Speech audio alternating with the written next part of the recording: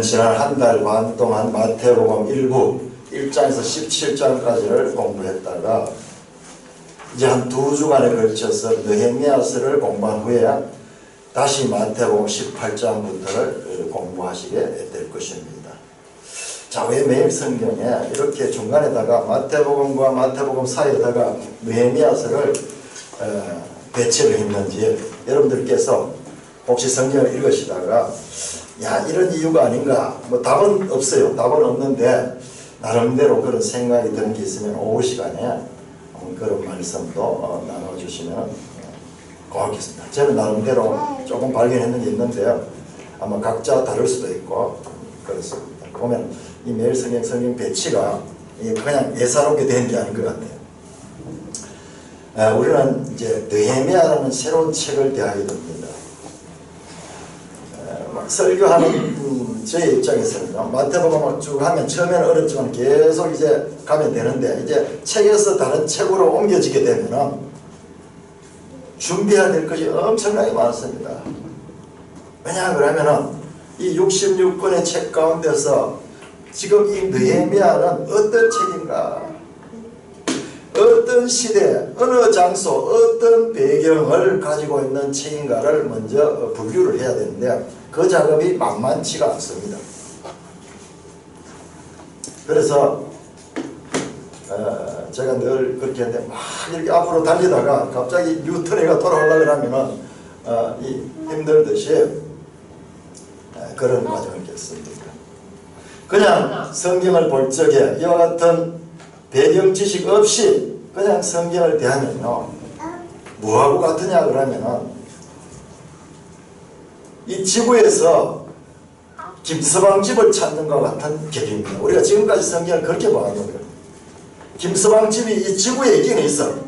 그런데 지구에서 어떻게 김서방 집을 찾을 수 있겠습니까? 먼저 김서방 집이 어느 나라에 있는지를 우리가 분별해야 됩니다. 대한민국에 있다. 대한민국에 있다. 자, 지금 느헤미야서는 어떤 책이냐? 역사서다. 역사서. 성경의 구약 성경의 역사서, 그리고 이 시가서, 그리고 선지서 크게 세 부류가 있는데 그 가운데서 느헤미야서는 역사서에 포함이 됩니다. 그 다음에 김서방 집이 어디에 있는가? 대구에 있다. 대구에 있다. 그러면 대구 수성구 몇 번지? 역사서 가운데서 이 느헤미야서는 언젠가 포로 시대다. 포로 시대 가운데서도 더 구분하면 포로 전기, 포로 중기, 포로 후기가 있는데 포로 후기다. 포로 후기 언제쯤? BC 400년대입니다. BC 400년대에 일어난 일이다.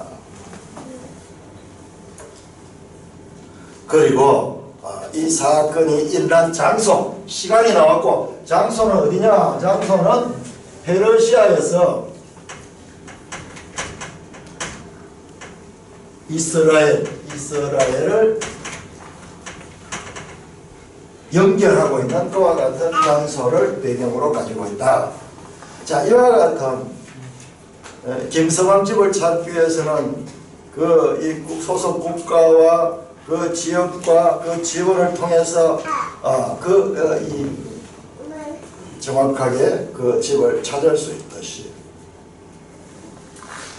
이 느헤미야서를 알기 위해서는요, 이와 같은 배경에 대한 이해가 선행해야 됩니다.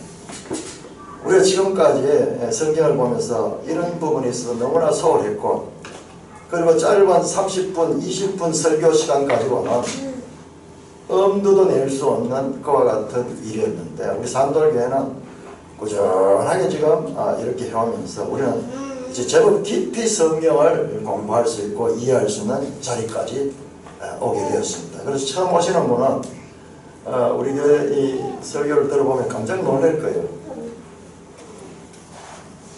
자, 이 느헤미야서를 이와 같은 배경인데 이와 같은 느헤미야의 그 배경을 더 깊이 이해하기 위해서는요, 다시 한번 이 창세기부터 연결되는 그와 같은 하나님의 구속사를 우리가 알면은 좋습니다. 제가 오늘은 이 느헤미야서 본문을 깊이 볼 시간이 별로 없을 것 같아요.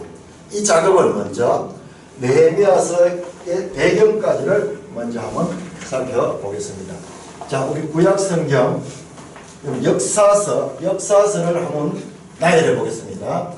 자, 역사서는 17권에도 17권. 우리 성경 순서대로 쫙 되어 있어요. 제일 먼저 창세기가 나옵니다.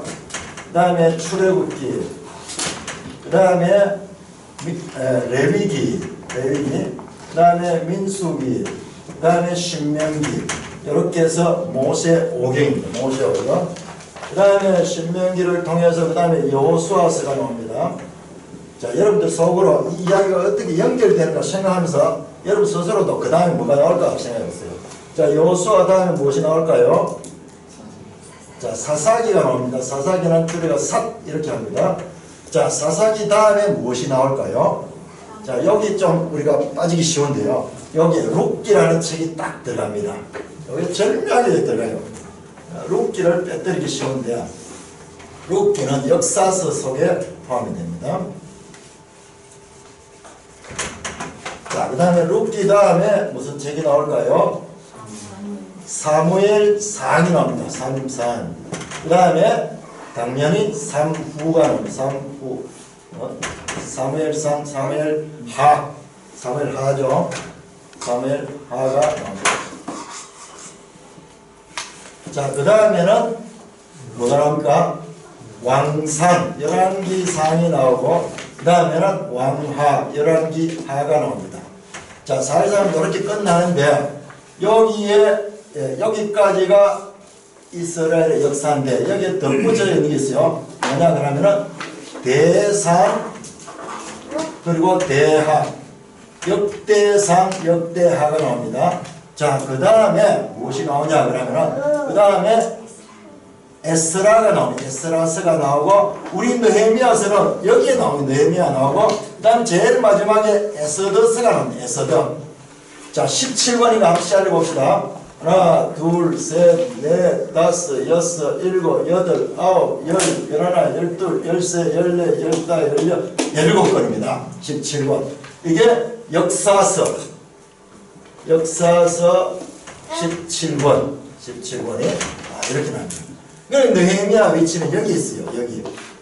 에스더서와 거의 같습니다. 그러니까 구약성경 끝입니다. 에스더서는 무슨 이야기냐 그러면 페르시아에서 일어난 이야기요. 페르시아에서 일어난. 그러니까 이 두 개는 구약성경 역사 가운데서 가장 마지막 부분에 위치하고 있다 하는 것을 우리가 기억을 해야 됩니다. 자, 이것을 시대로 좀 크게 한번 엮어볼까요? 자, 창조시대는 창세기 1장에서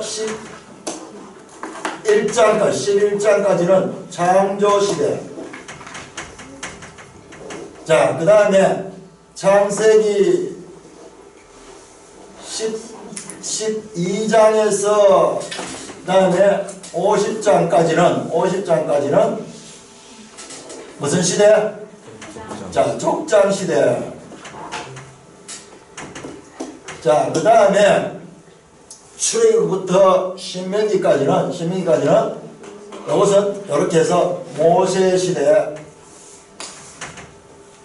자, 그 다음에 여호수아에서 사사기, 룻기 이까지는 사사시대. 자, 그 다음에 사무엘 상하, 그 다음에 열왕기 상하. 자, 이와 같은 것들은 무슨 시대? 왕정시대입니다. 왕정시대. 자, 그 다음에 역대상, 역대하는 뭐냐 그러면요, 역사를 다시 한번 반복하는데 여러분 잘 구별해야 됩니다. 역대상, 역대하는, 자, 여기까지는 지금까지 있었던 역사고, 역대상, 역대하는 포로에서 돌아온 이후에, 자, 열왕기하까지가 여기까지가 왕정시대의 마지막은 포로시대가 됩니다. 왕정시대의 끝은 포로시대로 끝이 되게 됩니다. 그러니까는 열왕기 그 역대상 역대하는 열왕기하 마지막 장면이 바벨론 포로로 잡혀가는 이야기죠. 자, 그래서 역대상 역대하는 포로에서 돌아온 이스라엘 백성들이 지금까지의 역사, 이스라엘의 역사를 다시 한번 정리해서 기록한 것이 역대상 역대하입니다. 이렇게 구별돼요. 그리고 역대상 역대하의 주제는 열왕기상과 열왕기하는 이스라엘과 북쪽 이스라엘과 남쪽 유다의 역사가 구별되어 나오지만 역대상 역대하에는 북쪽 이스라엘 역사는 안 나옵니다. 남쪽 이스라엘의 역사만 나옵니다. 그게 차이가 있습니다. 자, 그래서 같은 내용이 많이 반복이 되고 있어요. 자, 그럼에도 불구하고 자, 역대상 역대하는 포로에서 돌아온 사람들이 다시 한번 그들의 이 조상들의 역사를 공부할 수 있는 그와 같은 내용으로 되어 있습니다. 자, 그리고 이것은 에스더라서, 느헤미야서, 에스더는 포로 후기입니다. 포로 시대 가운데도 포로 후기.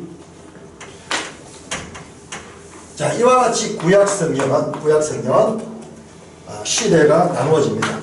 자, 그 다음에 나오는 거, 욥기, 시편, 잠언, 전도서, 아가서, 이와 같은 책들, 그 다음에 나오는 이사야, 에레미야, 그리고 에스겔, 다니엘 같은 이와 같은 선지서들은요, 지금 생각해서 지워버렸어요. 따로 빼버리고, 우선 모든 내용들은 이 역사서 속에 붙습니다. 자, 이렇게 17권의 이 역사서가, 이 17권의 역사서의 이야기는 전부 다 연결됩니다. 그래서 지금 이 느헤미야를 알기 위해서는, 느헤미야서를 알기 위해서는 이 앞에서부터 어떤 이야기가 있었는가를 알고 이 느헤미야서를 봐야지 이 느헤미야서가 제대로 이해됩니다. 자, 이야기 연결시켜 봅시다. 자, 창세기 12장 아브라함을 하나님께서 불러냈습니다. 그리고 아브라함의 후손들이 태어나고 이렇게 해서 제일 나중에는 이삭의 아들 야곱이 태어나고 야곱의 이 아들들이 12아들들이 있었는데 기근을 만나가지고 창세기 마지막 장에는 요셉이 들어가서 자리 잡아둔 애굽으로 들어가는 이야기입니다. 창세기 끝은 요셉과 그 12아들들이 애굽으로 들어가는 이야기고 출애굽기는 시작부터 애굽에서 나오는 이야기예요. 여기 생략되지만 400년간의 기간이 되어 있습니다. 70여 명의 이스라엘 백성들이 애굽에 들어가서 거기서 살고 400년 후에 애굽에서 나오는 이야기가 출애굽기입니다. 그리고 레위기는 그 이스라엘 백성들의 지켜야 될 이 법과 그리고 이 민수기는 그렇게 출애굽했던 이스라엘 백성들이 광야 생활을 거쳐가지고 이제 약속의 땅 가나안 땅으로 들어가기 전에 40년간의 광야 생활을 기록한 것이 민수기입니다. 신명기는 바로 이제 광야 생활을 마치고 저 멀리 보이는 가나안 땅을 앞두고 거기에서 모세가 이스라엘 젊은 신세대들에게 지금까지 있었던 내용들, 아브라함 때부터 있었던 그와 같은 그들의 조상들의 삶을 설교를 통해서 하는 내용이 신명기입니다. 자, 이와 같은 과정을 거쳐가지고 자, 여호수아서는 이와 같은 이스라엘 백성들이 가나안 땅에 들어가는 이야기가 여호수아서고 사사기와 룻기는 그 사사시대에 그 가나안 땅에서 일어난 내용들이에요. 그런데 이 사사기와 룻기를 보면 그 가나안 땅, 약속의 땅 들어갔는데 이스라엘 백성들이 거기서 복을 누리지 못하고 살고 있는 것을 보게 됩니다. 자, 그 다음에 사무엘상 사무엘하는 이스라엘 백성들이 이 가나안 땅에 들어가서 살면서 하나님의 말씀을 순종하며 살지 못하고 이방 나라들 보니까 전부 다 왕들이 있는 거예요. 왕들이 있으니까 우리도 저런 나라처럼 왕을 세워달라고 그렇게 요구를 하고 그래서 왕을 세우는 이야기가 사무엘상 사무엘합니다. 그래서 여기에 사무엘상에서 사울이라는 왕이 처음 등장하고 그 다음에 사울 이후에 다윗 왕이 등장하는 이야기가 사무엘 하의 이야기입니다. 그리고 열왕기상, 열왕기하는 이 다윗 이후에 솔로몬 시대부터 마지막 바벨론의 이 포로로 잡혀가는 이스라엘의 멸망 시대까지 역사를 담고 있는 것이 열왕기상하입니다. 자, 그러면은 이 앞에서 어떤 내용들이 있었는가를 아는 것이 중요합니다. 우리 신명기 28장 왔죠. 신명기 28장.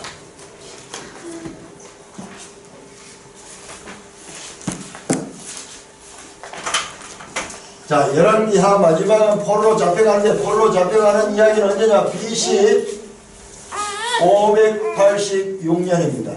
586년.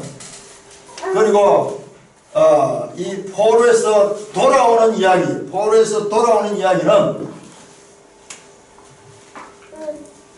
여기 나오는데 BC 539년이 이제 포로에서 돌아옵니다. 시간도 우리가 잠깐 조금만은 기억을 하면서 넘어가겠습니다. 자, 신명기 28장은요. 자, 보세요. 여기 나왔죠? 이 창출, 레민, 신 제일 마지막 부분, 제일 마지막이야. 자, 하나님께서 모세를 통해서 이스라엘 백성들을 출애굽해가지고, 자, 거기에서 마지막 주시는 말씀이 신명기인데, 그 신명기 중에서도 그 결론 부분의 내용이 28장에 나옵니다. 28장을 보시면은 하나님 말씀에 순종하면 복을 받는다는 이야기가 28장 1절에서 14절까지 나옵니다. 자, 28장 15절 우리 같이 읽겠습니다. 시작. 네가 만일 네 하나님 여호와의 말씀을 순종하지 아니하여 내가 오늘 네게 명령하는 그의 모든 명령과 규례를 지켜 행하지 아니하면 이 모든 저주가 내게 임하며 내게 이를 것이니, 자, 15절부터는 만일 순종하지 아니하면, 말씀을 순종하지 아니하면 당하게 될 그와 같은 저주에 대한 말씀이 쭉 나옵니다. 쭉 길게 나옵니다. 자, 36절 37절 신명기 28장 36절 37절 우리 같이 읽겠습니다. 시작. 여호와께서 너와 네가 세울 내 임금을 너와 네 조상들이 알지 못하는 나라로 끌어가시니 네가 거기서 목석으로 만든 다른 신을 섬길 것이며 여호와께서 너를 끌어가시는 모든 민족 중에서 너가 놀람과 속담과 비방거리가 될 것이라. 이게 뭐냐 그러면 말씀을 불순종했을 때 일어날 저주에 관한 내용입니다. 36절 보세요. 임금들이, 너희 나라 임금들과 너 조상들이 알지 못하던 나라로 끌어가신다. 저 멀리 있는 저 바빌론의 나라가 이스라엘을 지배하면서, 그리고 그 왕과 그리고 그 많은 그 이스라엘 사람들을 바벨론으로 포로로 잡아가는 이야기입니다. 그래서 37절 보면은 여호와께서 너를 끌어가는 모든 민족 중에서 네가 놀람과 속담과 비방거리가 끌어가시는, 포로로 잡혀가는 민족 중에서 이 수치를 당하게 될 것이다. 수치를 당할 것이다. 자, 이와 같이 불순종에서 오는 저주에 대한 내용들이 쫙 그 뒤에 계속 나오는 거예요. 자, 그런데 30장, 신명기 30장, 신명기 30장 3절 4절 3절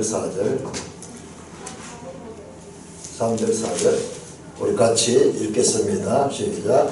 내 하나님 여호와께서 마음을 돌이키시고 너를 긍휼히 여기사 포로에서 돌아오게 하시되 내 하나님 여호와께서 흩으신 그 모든 백성 중에서 너를 모으시리니 네 쫓겨간 자들이 하늘가에 있을지라도 네 하나님 여호와께서 거기로 너를 모으실 것이며 거기서부터 너를 이끄실 것이라.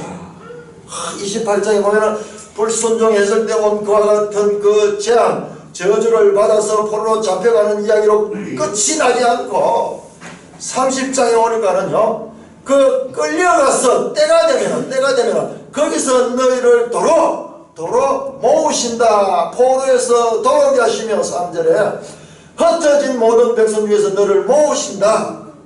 4절 보세요. 네 하나님 여호와께서 거기서 너를 모으실 것이다. 거기서부터 너를 이끄실 것이다. 다시 포로에서 귀환시켜 주실 것, 포로에서 다시 고국으로 돌아올 포로에서 귀환에 대한 약속이 거기에 선포되고 있는 것입니다. 지금 느헤미야는 이 약속이 성취되는 그와 같은 사건이라는 것을 여러분들이 알아야 됩니다. 자, 하나님께서는 이 사건을 신명기에서 말씀하지 않고 선지자를 통해서 계속 이 말씀을 하십니다. 이 말씀을 하십니다. 자, 이사야 6장, 이사야서 6장.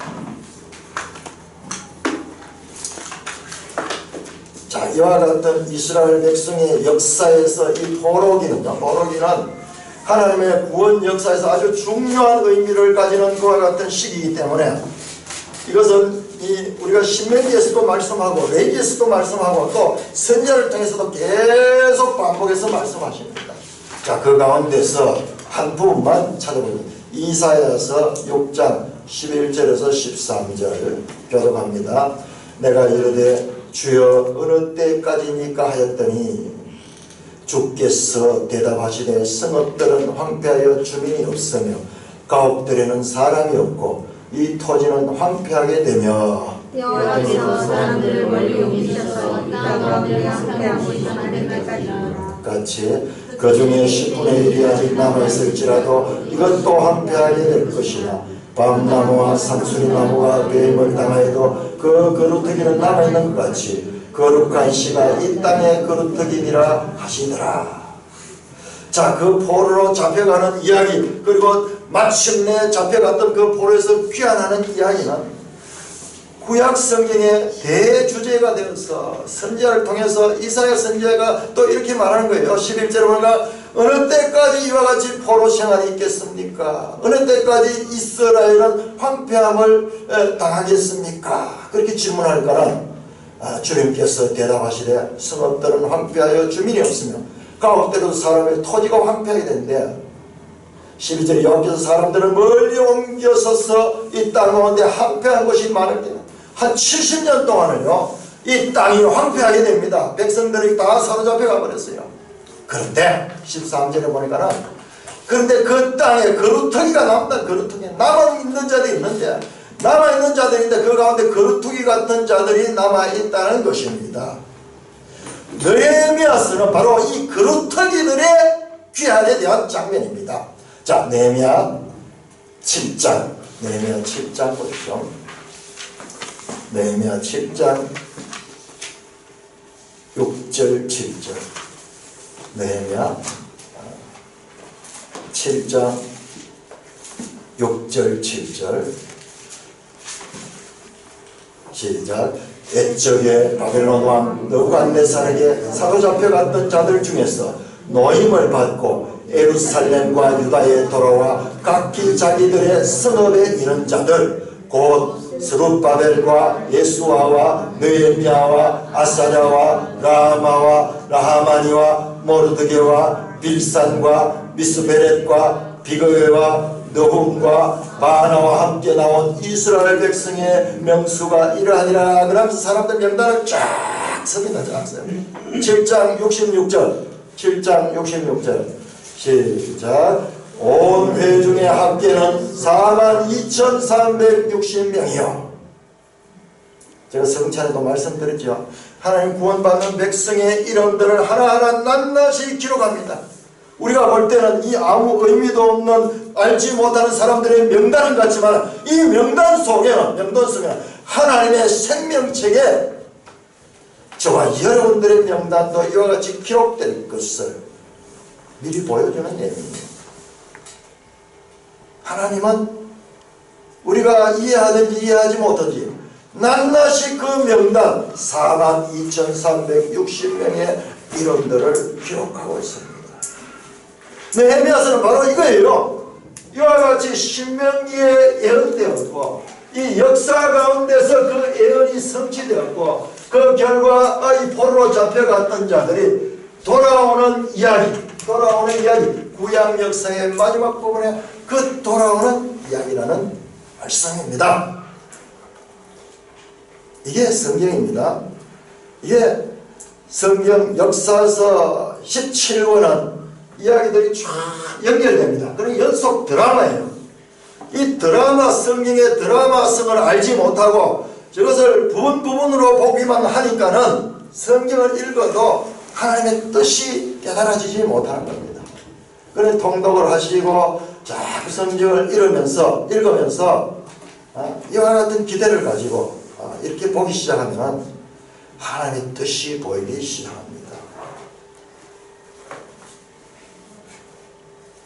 자, 우리 지도책 236쪽을 한번 찾아보겠습니다. 지도책 236쪽.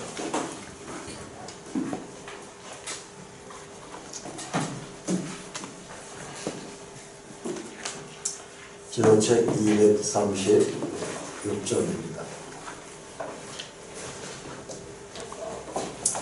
자, 우리 느헤미야가 가지고 있는 그와 같은 역사적인 시간과 공간을 보십시오. 시간은요, 236쪽에 페르시아가 세상을 지배할 때입니다. 그 왕 이름과 고레스 2세 나오죠. 고레스 2세라는 왕으로부터 시작해서 캄비세스, 다리우스, 크세르크세스, 아르타크세르크세스 1세. 이 크세르크세스가 네 번째 나온 크세르크세스가 우리 에스더스에 나온 아하수에로입니다. 그 다음에 그 밑에 나오는 아르타크세르크세스가 우리 지금 느헤미야서에 나온 아닥사스다 왕이에요. 아닥사스다 왕.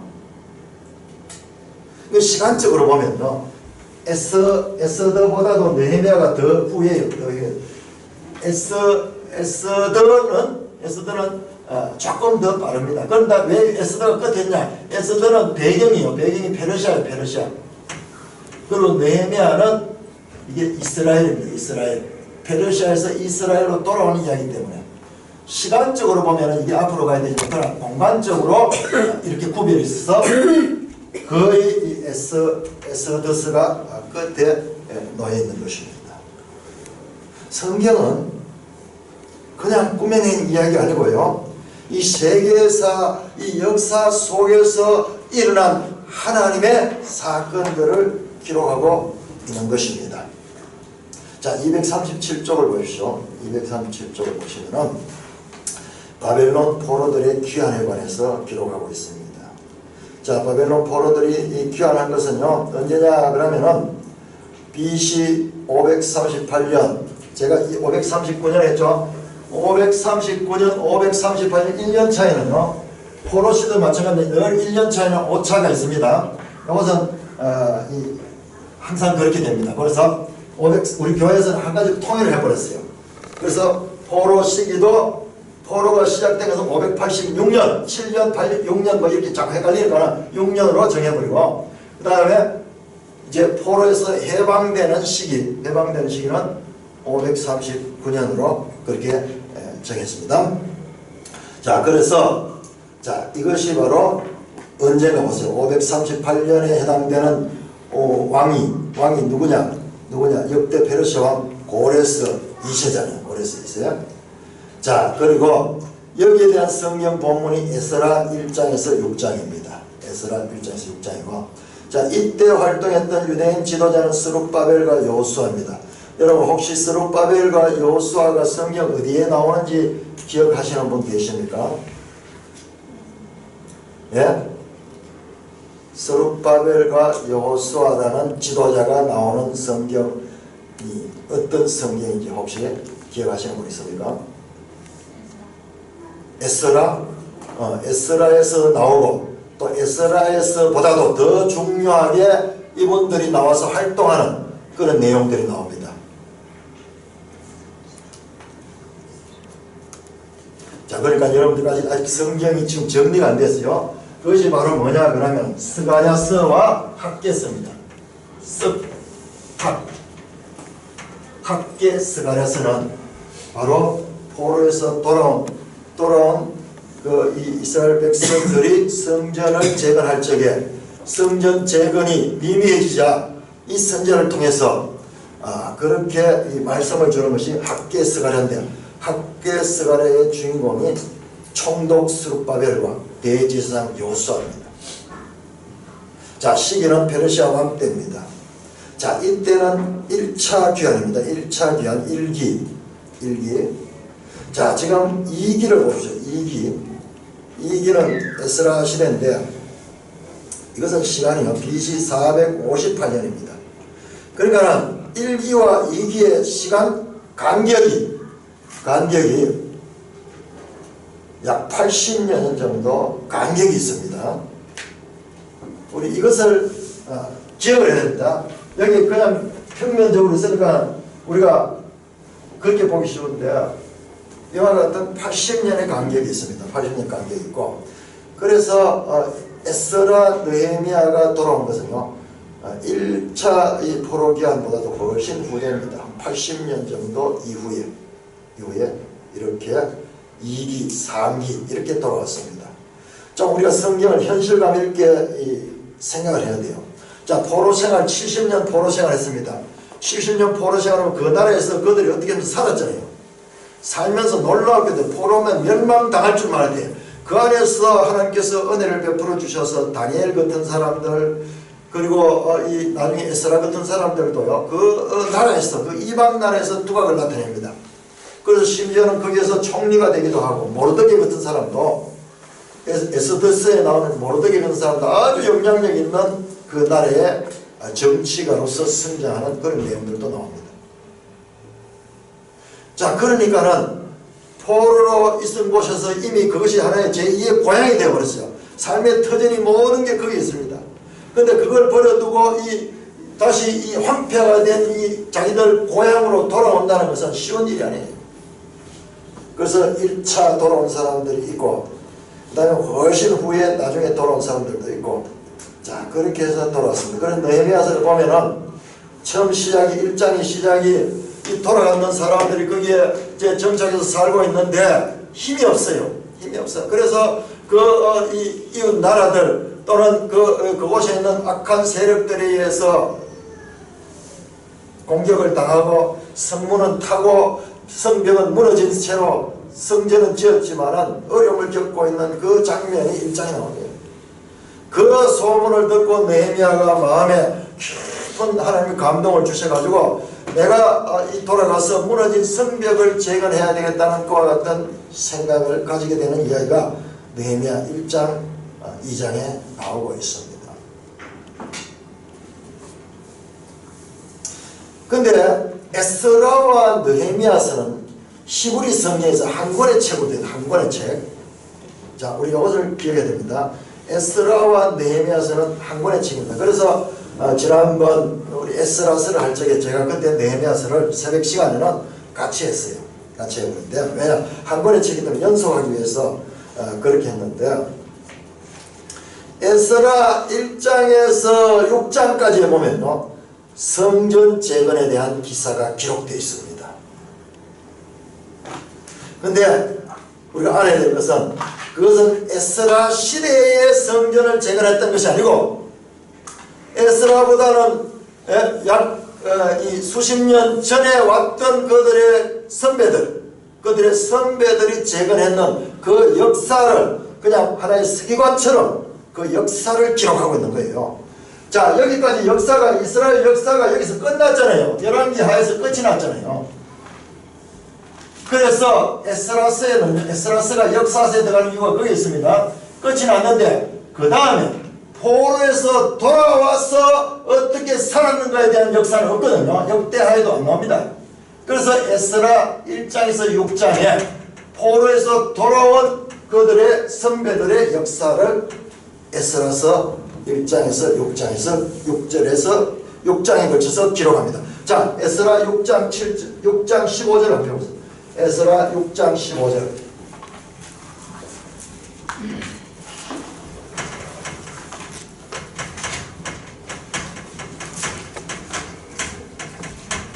에스라 6장 15절. 우리 다 같이 한번 읽어보시기 바랍니다. 에스라 6장 15절 시작. 다리오 왕 제6년을 아다롤의 성전일을 끊으라.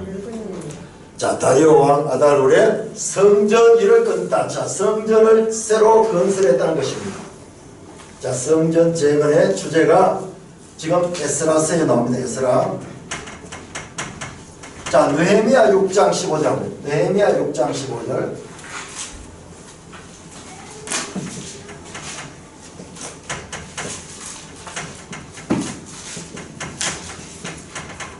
느헤미야 6장 15절 시작. 52만 엘루를 25일에 끝나는 자 성벽 역사가 끝나는 이야기입니다. 성벽 역사가 끝이 납니다. 자 이것은 언제냐 그러면은 이 성벽 재건은 성전 재건은 한 520년경입니다. BC 한 520년경. 자, 이 성벽 재건은 지금 BC 400한 30년경 됩니다. 30년경. 시간을 계산해 보면은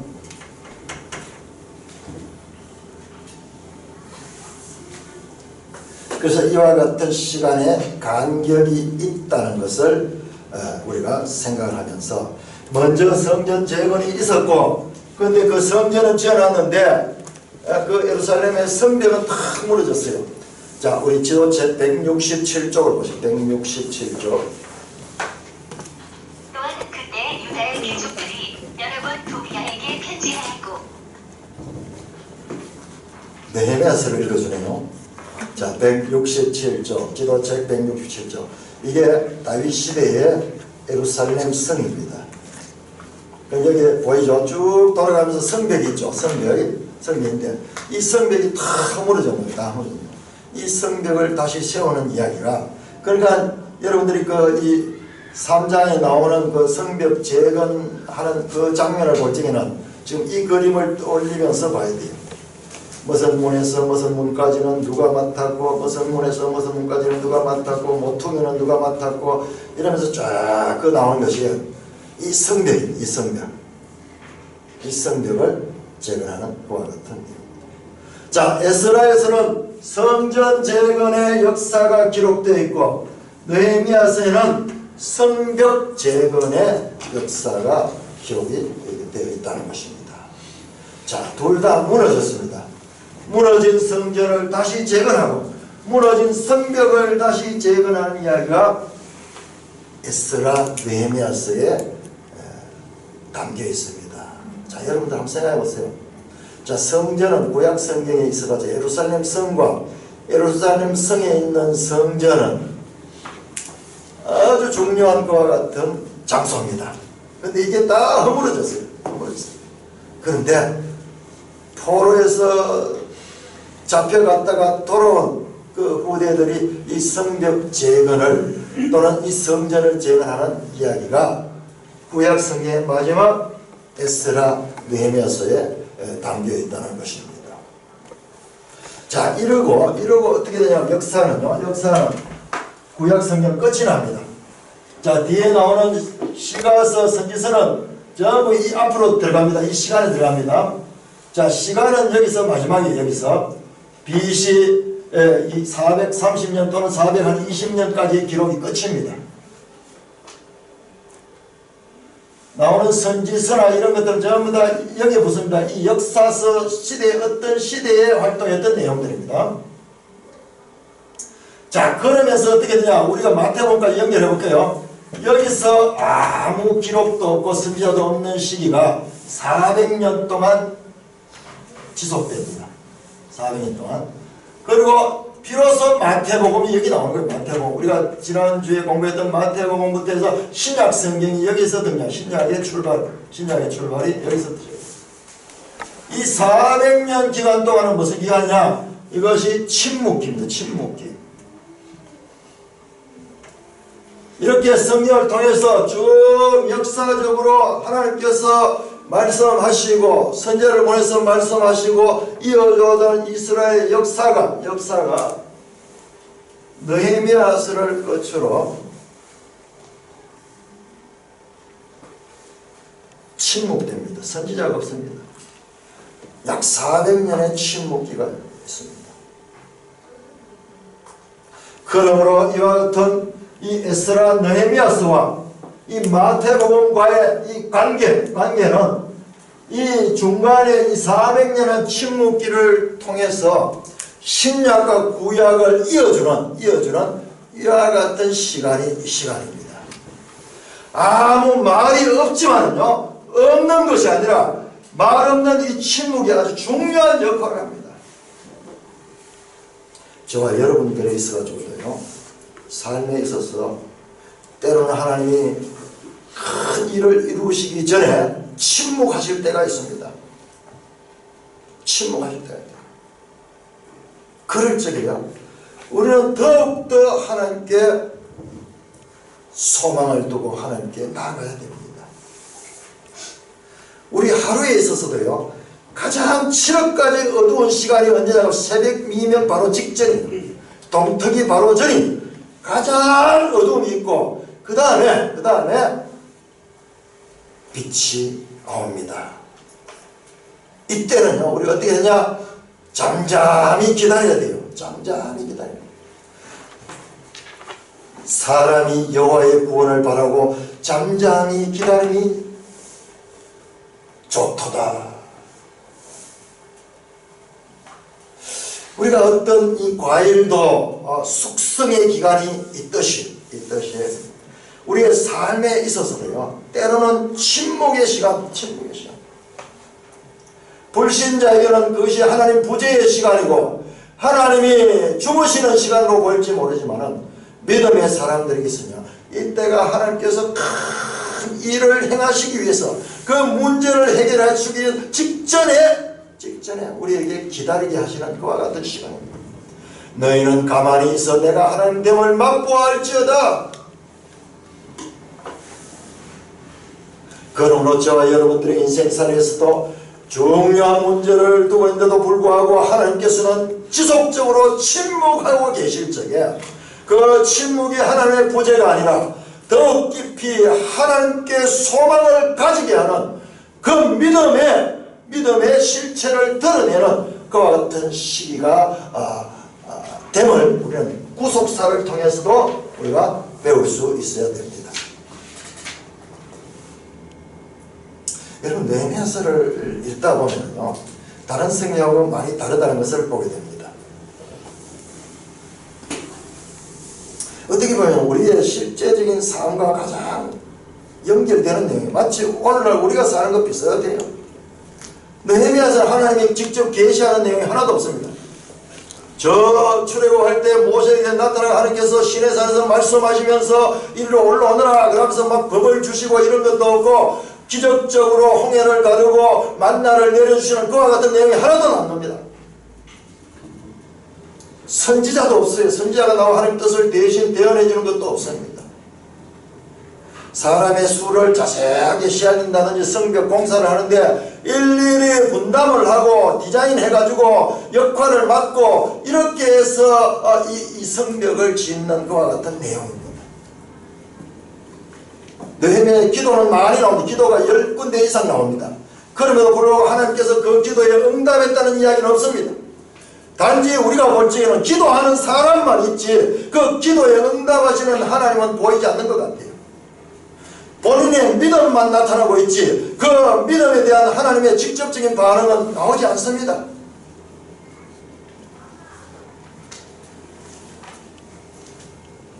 성경을 볼 적에 이와 같은 하나님의 구속사 가운데서 하나님의 역사하는 시기마다 역사하는 방법이 다르다는 것을 알아야 돼요. 우리는 늘 성경을 보면 기적들이 많이 나타나고 복음서에도 기적들이 많이 나타나니까 성경을 전체를 볼 때도 그런 식으로 보기 쉬운데 그렇지 않습니다. 실제적으로 보면 그와 같은 기적들이 나타나는 시대는 특수한 시대, 짧은 기간입니다. 특별히 이 모세 시대 이 광야에서와 그리고 이 여호수아 가나안 땅에 들어갈 이때 집중적으로 나타났죠. 그 이후에는 그런 내용들이 없습니다. 신약에도 마찬가지입니다. 신약에도 이 복음시대 그리고 사도시대 집중적으로 시간적으로 따지면 얼마 되지 않습니다. 시간적으로 따지면 3, 40년 또는 4, 50년 정도밖에 되지 않아요. 예수님의 공생의 시간 그리고 사도들의 사역 시간 한 60년 정도 되면 사도들이 거의 돌아가십니다. 순교당합니다. 그때 기적들이 집중적으로 나고 교회 시대 또는 이와 같은 왕정 시대나 이 포로 시대에 하나님께서 역사하셔가지고 그 포로에서 그 바벨론들을 다 죽여버리고 그 포로에서 싹 돌아오게 하시지 않고 이방의 왕의 명령을 통해서 오랫동안 포로 생활하고 그렇게 돌아온 내용이에요. 저럴 때 좀 하나님께서 이 광야처럼 그렇게 역사를 해주면 좋을 텐데 그런 내용이 아무데도 없습니다.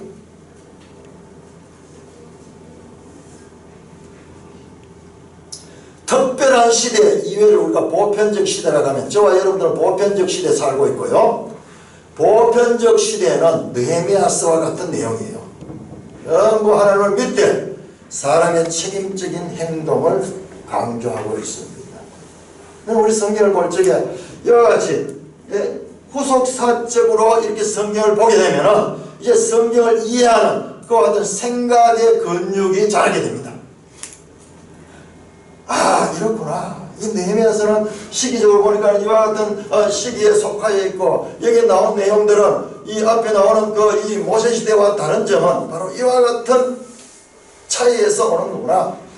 이런 구속사적인 하나님의 경륜을 이해하는 생각에 힘을 기울여야 됩니다. 느헤미야서는 너무 현실적이에요. 인구 조사하는 이야기, 구체적으로 몇 명 이름 다 적습니다. 그리고 이 성벽 건축할 적에 나타나는 이야기, 그리고 그 역할들을 분담하는 이야기. 누구는 여기에 왔고 제사장들은 어느 지역 맞고 자세히 보면요 그 직업과 그리고 그들이 살고 있는 집과 여러가지 자기들과 특별히 관계되는 쪽의 그 위치를 분담하는 내용들이 나와요. 자세히 살펴보면 너무 이게 그냥 되어 있는 것이 아니고 철저하게 그 사람의 능력이나 그 사람의 직업이나 그 사람의 환경과 적당하게 그 지역을 배치하는 그 내용. 마치 오늘날 기업가가 기업을 경영하듯이 성벽 건설이라는 이와 같은 큰 일을 분담을 해서 감독을 하는데 철저하게 합리적이고 가장 능률적으로 그렇게 배치하고 있는 내용들을 보게 됩니다. 자, 그런데 무너진 성벽을 재건해야 될 그러기 위해서 그 일을 가지고 돌아온 하나님의 백성들에게 닥치는 것은요 현실적인 그와 같은 문제가 있습니다. 이들이 이와 같은 하나님의 일을 방해하는 세력들이 존재한다는 것입니다. 자, 우리 지도책 238쪽을 한번 보십니다. 238쪽.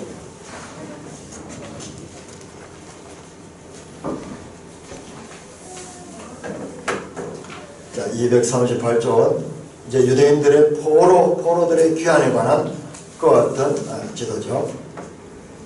거기 말풍선을 보시면은 오른편 제일 아래편에 지도에 보시면 BC 444년 느헤미야가 유다에 참혹한 상황을 듣고 왕의 허락을 받아 예루살렘을 귀환한다. 느헤미야가 돌아온 것은 BC 444년입니다. 자, 그 위에 537년, 522년 이것은 1차 포로 귀환자들입니다. 1차 포로 귀환자들.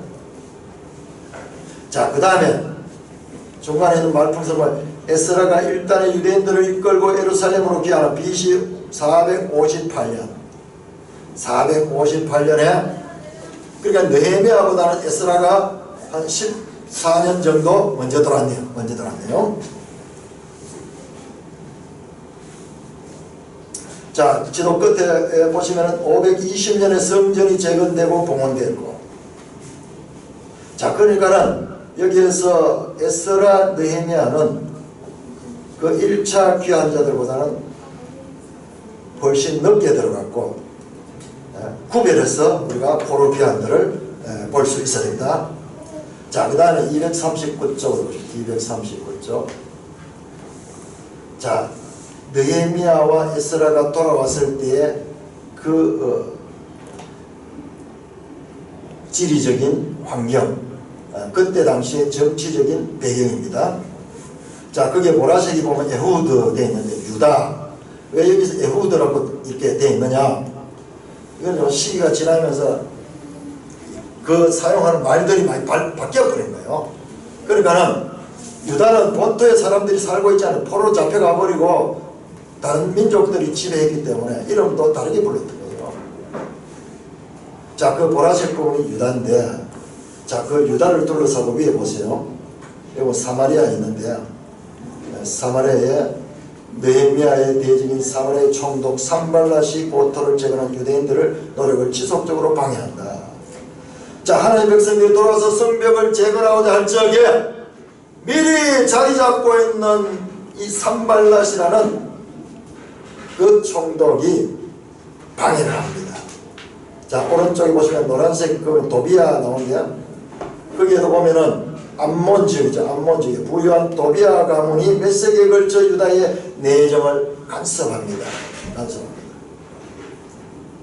자, 그 다음에 아래쪽에 보시면, 아래쪽에 이 레몬 옐로우, 거기에 보시면은, 그 밑에 보면은, 거기에 네게브 돼 있죠. 네게브 돼 있는데, 거기에 느헤미야의 대적 중 하나인 아라비아 사람 게셈이 페르시아의 국익에 필수적인 무역로들을 장악했다. 자, 이 느헤미야. 그러니까 이렇게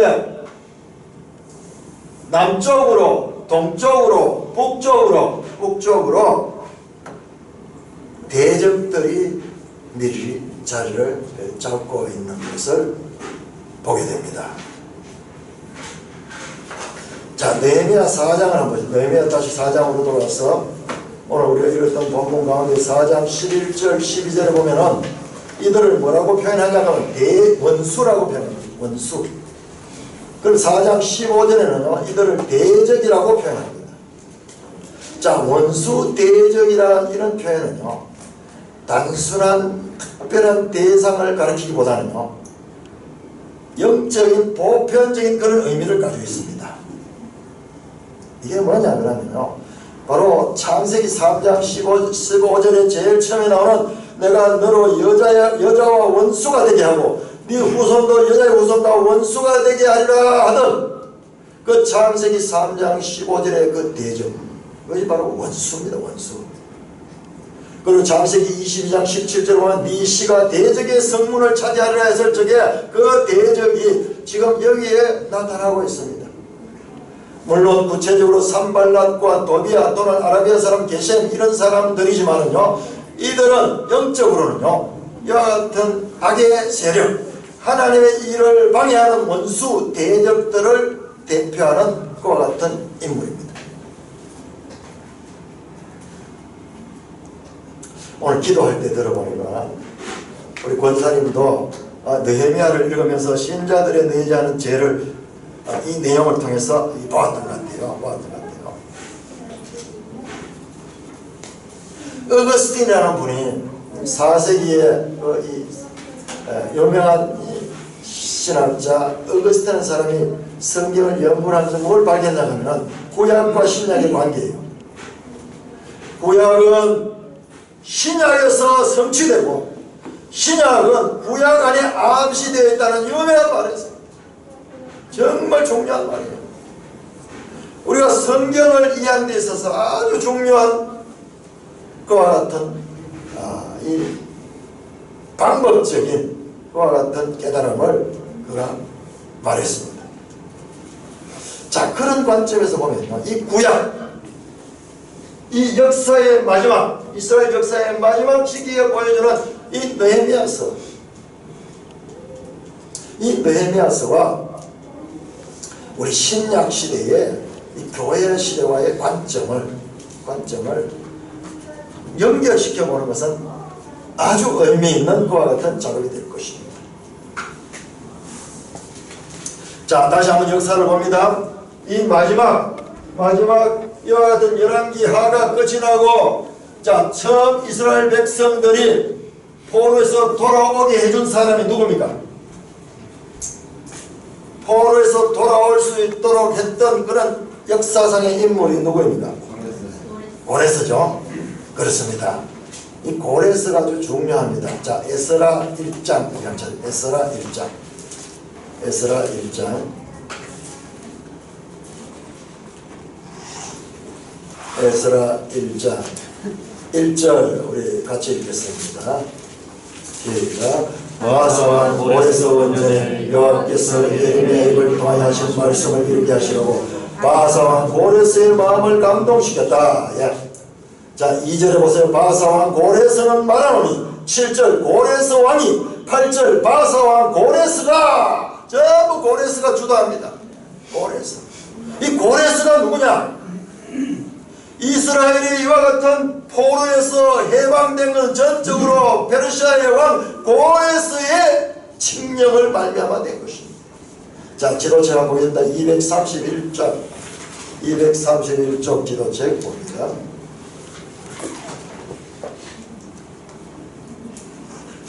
자, 231쪽 고레스가 얼마나 유명한 사람인지요.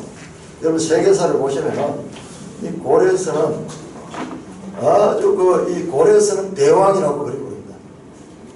역사 가운데서 대왕이라고 이름 불린 사람 몇 사람인데 그 가운데 대표적인 인물이 그 가운데 아마 처음 등장하는 인물이 고레스 대왕입니다. 고레스 대왕. 우리가 지금 역사를 다 공부할 수는 없고요.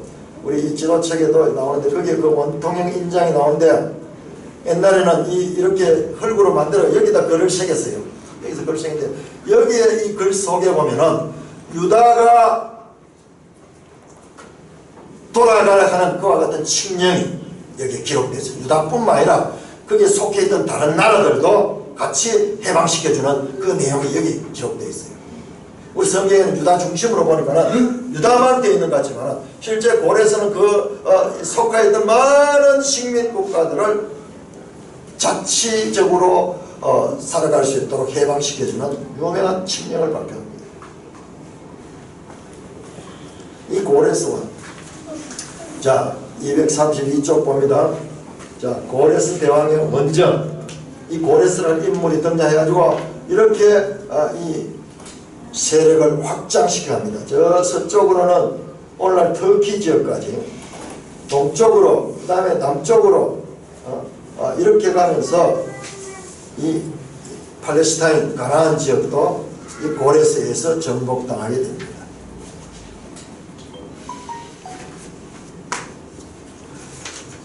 자 236쪽 다시 한번 봅니다. 236 역대 페르시아 왕 가운데 제일 처음 나온 인물이 고레스 2세입니다.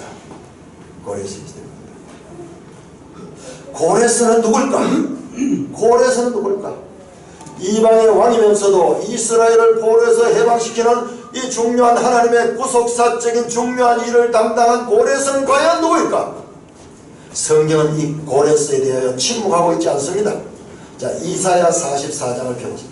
이사야 44장. 이사야서 44장.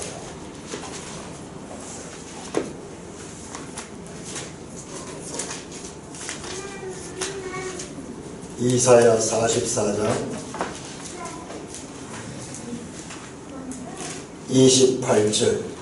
28절과 45장 1절을 우리 한 목소리 읽겠습니다. 44장 28절 시작. 고레스에 대하여는 이르기는 그는 내 목자라 그가 나의 모든 기쁨을 성취하리라 하며 예루살렘에 대하여는 이르기를 중건되리라 하며 성전에 대하여는 내 기초가 놓여지라 하는 자니라. 여호와께서 그의 기름 부음을 받은 고레스에게 이같이 말씀하시되. 난데없이 고레스라는 인물의 이름이 등장합니다. 44장 28절은 고레스는 내 목자다. 하나님이 사용하는 목자래요. 그가 나의 모든 기쁨을 성취하는데 어떻게 그가 예루살렘을 중건한다. 예루살렘 성벽을 재건한다는 말이에요. 뿐만 아니라 내가 그 황폐한 성전은 다시 기초가 놓여진다. 성전 재건과 이 성벽 재건에 이와 같은 회복의 역사를 하실 분이 누구냐 하면 고레스란 고레스. 근데 45장 1절에 고레스는 누구냐? 기름을 부은 받은 고레스다. 기름 부음을 받았다. 이 말이 뭐냐? 이것이 바로 메시아입니다. 메시아. 우리가 늘 이야기하는 이와 같은 메시아, 신약적으로 해석하는 그리스도라는 뜻입니다. 기름 부음을 받았다. 고레스는 누구냐? 기름 부음을 받은 왕 중의 왕, 세계의 페르시아의 왕으로서 전 세계를 지배하는 왕 중의 왕입니다. 그 고레스는 누구의 모형이냐? 만왕의 왕이요 만주에 주신 예수 그리스도의 모형입니다. 이스라엘이 찾던 그 메시아의 모형이 고레스입니다. 고레스는 이스라엘을 포로에서 해방시키는 그와 같은 일을 행한 자인데, 이 고레스가 이스라엘을 포로에서 해방시키는 그 의미를 단적으로 말하는 단어가 뭐냐면 속량이라는 단어예요. 속량. 자, 이사야 52장 3절.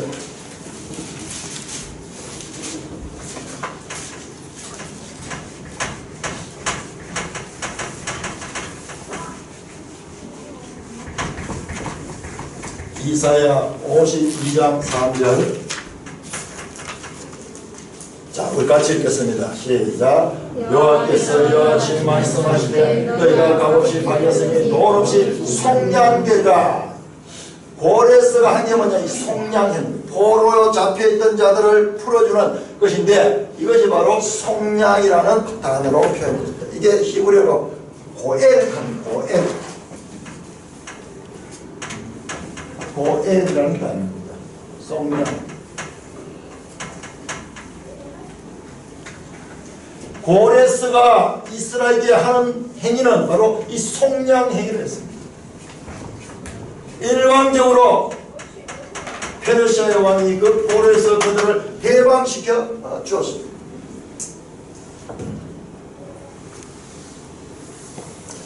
그런데 이 속량이라는 것이 과연 어떤 의미를 가진가 우리는 알지 못해요. 그런데 성경에는요, 여기에 대해서 자세하게 설명 사례들을 통해서 설명해서 우리로서는 도저히 알 수 없는 내용들을 알 수 있도록 비유와 여러가지 모형들을 제시합니다. 자, 레위기 25장 48절. 레위기 25장 48절.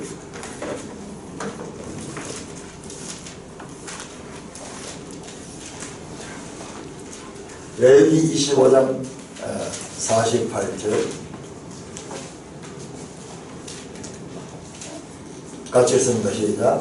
그가 8년 후에 그에게는 속량받을 권리가 있나니 그의 형제 중 하나가 그를 속량하거나, 뭐냐 그러면 이스라엘 백성들은 하나님께서 법을 주셨는데요, 그들이 살다 보면 어려움을 당할 때가 있습니다. 가난해지기도 하고 똑같은 조건으로 분배해도 시간이 지나면요 빈부격차가 생깁니다. 그래서 어떤 사람은 남의 종살이를 하게 돼요. 자기가 스스로 먹고 살 길이 없어가지고 남의 종살이 하는데, 그때 속량받을 권리가 있다 하는 뭐냐 하면 그에게 가까운 친척이 갔어요. 그 사람이 어려움을 당해가지고 남의 종이 되었을 때 그 사람의 값을 치르고 그 사람을 구해주는 거예요. 그 사람을 구해주는 게 그것이 바로 속량이라는 단어입니다. 여러분, 유명한 그 룻기서 아까 나왔죠? 그 룻기가 중간에 딱 끼는데 그 룻기의 이야기가 뭐냐 그러면요, 바로 유대인들 가운데 엘리멜렉이라는 사람이 가난해가지고 흉년을 당해가지고 어려움에 묵고 살기 위해서 저 모압 땅으로 내려갔다요. 거기에서 살고자 갔는데 거기서 다 죽습니다. 남편도 죽고 아들들도 죽고 며느리만 딸랑 둘이 남았어요. 살려고 갔다가 완전히 망해가지고 다시 이 부끄러운 수치심을 가지고 이 본국에 돌아왔을 때 그 며느리 룻이 끝까지 따라왔어요. 그 어머니가 떠나려 해도 끝까지 따라왔어요. 참으로 비참한 그와 같은 처제 노인, 그 룻과 그 나오미 가정, 그 가정에 보아스라는 사람이 등장해서 그를 구해줍니다. 그래서 룻기에 보면은 그 보아스를 누구라 하냐? 기업 물을 자는, 기업 물을 자. 기업 물을 자인데, 요게 히브리어로 보면 똑같은 단어, 고엘입니다. 고엘. 속량이라는 자. 이 기업 물을 자 같은 고엘입니다. 보아스는 기업 물을 자로서 이 룻을 그가 나중에는 아내로 맞아들입니다. 아내로 맞아들입니다. 이게 속량이라는 의미예요. 롯과 나오미는 완전히 거지가 되어가지고 그냥 그름뱅이로 나무밭에 가서 이삭이나 죽고 살 수밖에 없는 그와 같은 불행한 처지에 놓였는데 이 보아스가 나타나가지고 그를 구해줍니다. 그래서 그가 마침내는 그 보아스와 결혼까지 하게 되는 자리에 나와서 완전히 이 변화되는데 여기에 이 단어가 속량이라는 단어입니다. 자, 로마서 3장 24절을 우리 한번 보겠습니다. 로마서 3장 24절. 로마서 3장 24절.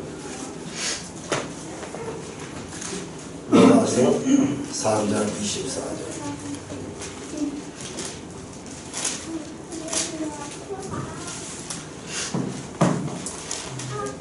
시작. 그리스도 예수 안에 있는 성령으로 말미암아 하나님의 은혜로 값없이 얻었다 하심을 얻은 자 됩니다. 예수 그리스도의 사역이 성령의 사역입니다. 갈라디아 3장 13절에 이렇게 말합니다. 율법의 저주에서 우리를 성량하셨으니 기록된 바 나무에 달린 자마다 저주는 예수 그리스도의 십자가의 죽으심은 우리를 성량하는 사건입니다.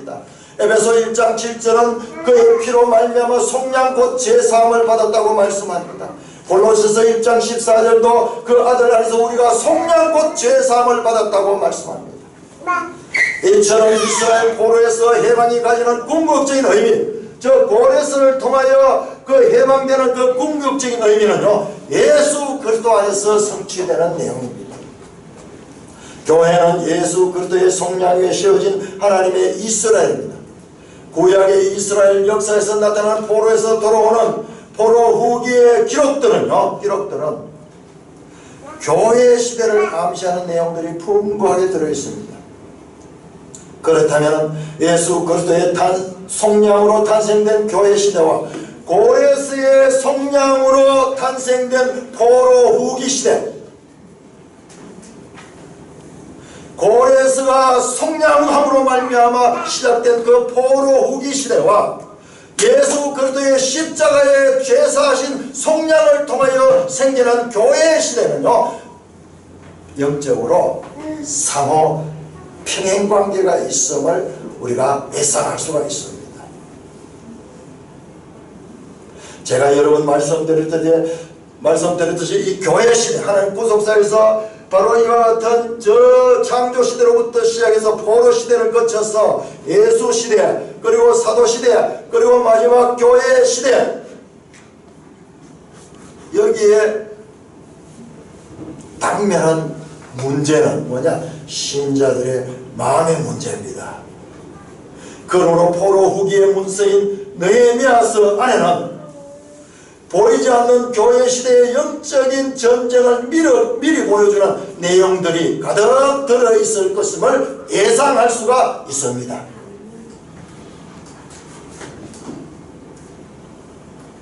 이것이 과연 그러한가? 이 부분은 지금 시간상 할 수가 없고요. 여러분들이 그런 한번 관점만 가지고 한번 보시기 바랍니다.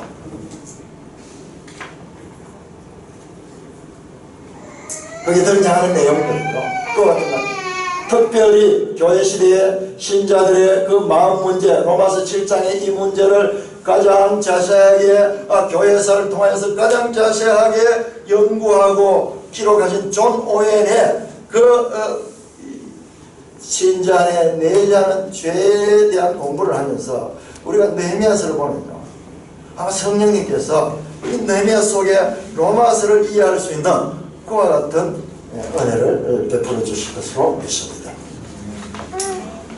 사랑하는 형제 자매 여러분, 느헤미야서는 구약의 마지막 이스라엘 역사에 관한 기록입니다. 마지막입니다. 자, 느헤미야서는 저 구속 역사에서, 구약에서는 마지막이 이릅니다. 느헤미야서의 내용은 모세오경에서 강조한 제사와 관계된 복잡한 내용들이 전혀 안 나옵니다. 여러분, 모세오경에 나온 그 많은 제사 제도들 한마디도 안 나옵니다. 기적도 하나도 안 나옵니다. 오히려 사람들이 조직적으로 하나님의 일을 분담하여 책임감 있게 수행하는 지극히 현실적인 내용들을 보여주고 있습니다. 느헤미야서는 우리 시대, 즉 신약 시대, 그 가운데 이 교회 시대와 가장 가까운 구약 성경의 내용들을 담고 있습니다. 그런데 우리는요, 이와 같은 에스라, 느헤미야 같은 이런 성경에 대한 이해가 가장 부족했어요. 우리 산돌교회는 이런 것들을 극복하고 이런 부분들이 중요한, 쭉 이제 성경 순서대로 공부를 하니까 이게 다 하는 거예요. 다. 제가 8년을 사역하면서 이제 저는 신구약 성경을 이제 다 한번 이렇게 보았습니다. 죄는 하나님의 백성들에게 하나님을 거역하게 하고 자기 만족의 쾌감을 구하게 하고 속임수, 회유 또는 무력적인 폭력을 통해서 아주 다양한 마음을, 다양한 방법과 다양한 것과 같은 시간에 늘 쉬지 않고 우리의 마음을 공격합니다. 그리고 마침내 우리의 마음을 뒤집어가지고 뒤틀리게 해서 하나님의 뜻을 이루지 못하도록 하는 일을 하는 것이 죄입니다. 신약시대 성도들인 우리는 우리 속에 내재하는 죄와 그리고 외로부터는 죄에 항상 있는 공격이 있다는 것을 아시고 느헤미야와 같이 말씀과 기도를 통해서 이겨내는 그런 경험들을 가지시는 저와 여러분 되기를 주님의 이름으로 축원합니다. 이 같은 우리의 삶의 현장에서의 경험들이 우리들의 성품을 변화시키며 우리가 하나님 앞에 섰을 적에 하나님은요, 그 눈이 영적인 엑스레이 우리의 속을 다 보고 우리의 삶을 다 보십니다. 우리가 이와 같은 영적인 전쟁에서의 여러가지 쓰러지기도 했고 이기기도 했던 그와 같은 흔적들이 우리 속에 다 하나님 눈에 보일 것입니다. 그때 하나님께서 착하고 충성된 종아라고 칭찬받는 모든 산돌교회 되시기를 주님의 이름으로 축원합니다. 하나님 아버지 하늘을 감사합니다. 계시의 말씀 66권의 책을 통하여서 우리에게 하나님 뜻을 알게 하시고 이 땅에서부터 하나님 백성의 삶이 어떠해야 될 것인가를 가르쳐 주심을 감사합니다. 느헤미야를 통하여 우리에게 말씀하시고자 하는 하나님의 뜻을 바르게 깨닫고 삶의 현장 가운데서 느헤미야가 이겼던 방식으로 이겨내는 저희들 되게 하여 주옵소서. 이것이 느헤미야서를 제대로 깨달은 것임을 알게 하시고 우리의 삶 가운데서도 이와 같은 삶이 일어나게 하여 주옵소서. 예수님 이름으로 감사하며 기도드리옵나이다. 아멘.